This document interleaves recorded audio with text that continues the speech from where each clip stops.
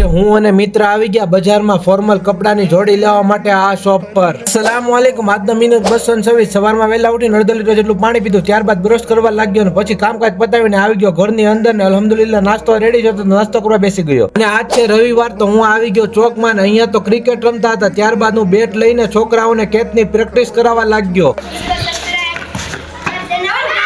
રિવરશીપમાં shot મારવા ગયો પણ હું આઉટ નથી, એનું ડિસિઝન મેં લીધું. નોટ આઉટ છો કે આઉટ તમે મને જણાવજો. ત્યાં આવી ગયો ઘરે અને બ્લેકબેરી પરથી કવર કાઢીને તેને લઈને નીકળી ગયા. હું અને મિત્રો બજારમાં પહોંચી ગયા વાંચી દે આ શોપ પર ને અહીંયાથી આપણે લેવાનું છે ફોર્મલ કાપડ. તો ભાઈએ દેખાડ્યું તો ફોર્મલ કાપડ લઈ લીધું. 8 જોડીને નીલે નીકળી ગયા અને આવી ગયા ઘરે. પડી ગઈ બપોરને બિસ્મિલ્લાહ બોલીને જમવા માટે બેસી ગયો. બપોરના 4:30 વાગી ગયો તો હું રોજની જેમ નીકળી ગયો કબ્રસ્તાને જવા માટે. પહોંચી ગયો કબ્રસ્તાને. રાબેતા મુજબ આપણે પાણી ભરવાનું કામ ચાલુ કરી દીધું. ત્યારબાદ સાવણો લઈને હું કબર પાસેથી સાફ સફાઈ કરવા લાગ્યો અને માશાલ્લાહ રિઝલ્ટ તમે જોઈ જ શકો છો. કબ્રસ્તાનનું બધું કામકાજ પતાવીને હું આવી ગયો મારા ઘરે.